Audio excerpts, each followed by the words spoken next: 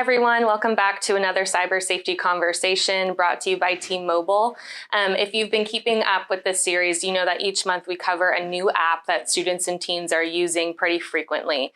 Today we are going to be talking about Venmo. So if you're not familiar with Venmo, Venmo is a money app serviced by PayPal, which makes it incredibly easy for you to receive quick cash and send quick cash. Basically, it's taken out the need to carry actual paper money with you, cash on hand. You don't have to write anyone checks anymore. You literally just open an app, select a friend's name through the contacts and say, I want to pay Sydney $14 or Sydney owes me $14. It is so easy to send and receive, almost too easy for the teenagers. Before we get into the concerning features and some settings I want you all to know about, we need to discuss who is able to use Venmo. So you must be located within the United States to use this app. You must have a cell phone that can receive and send text messages. You must have a bank account, access to a credit card or debit card, and be at least 18 years of age or older. We know that people under the age of 18 are using this app because they have all of the boxes. They can check all the boxes. They just lie about their age when signing up. So a couple concerns that I want to run through. There is basically zero protection when buying goods and services. So teens are purchasing and selling all kinds of stuff via Venmo, and it makes it so easy for that transaction to happen.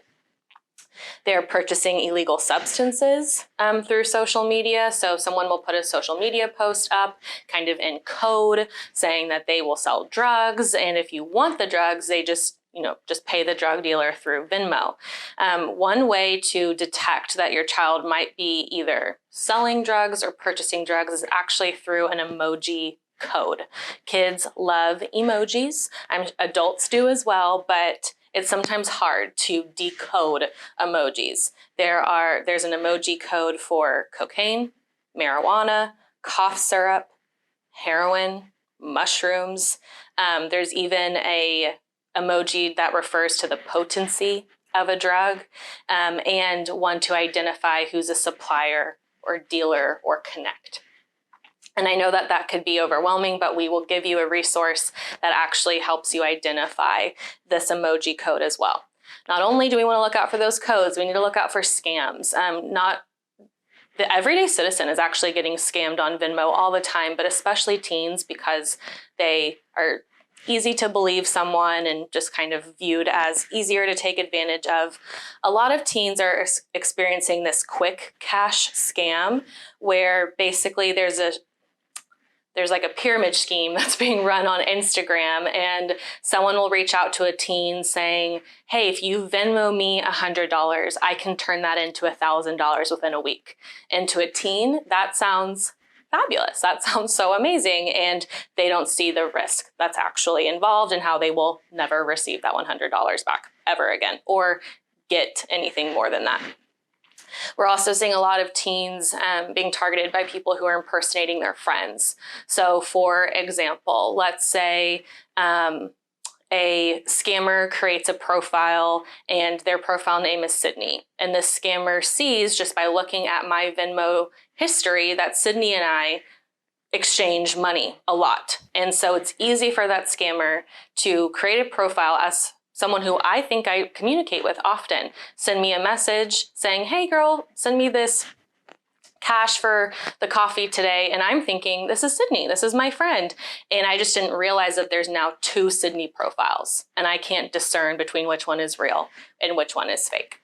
One way to keep your data slightly more secure is by going in your privacy settings on Venmo, and you can actually make it so that every transaction that you receive or send is private. People cannot look at your Venmo history. They have no idea who you have been Venmoing and for what reason. It makes it safer for people when it comes to your privacy, but it does make it harder for parents to detect what your child is doing. So it's kind of a catch-22 there. At the end of the day, this is an extremely helpful app, but the way in which teenagers are using it can cause harm to others and to themselves. And so if your teen uses Venmo, making sure that you follow them, you're tracking, their transactions, and even taking their app and scrolling through it as well. When you have time, have these conversations, talk to them about the dangers, make sure that they are practicing safe behavior. I hope that this video was helpful, and thank you so much for tuning in as always. We will see you next time.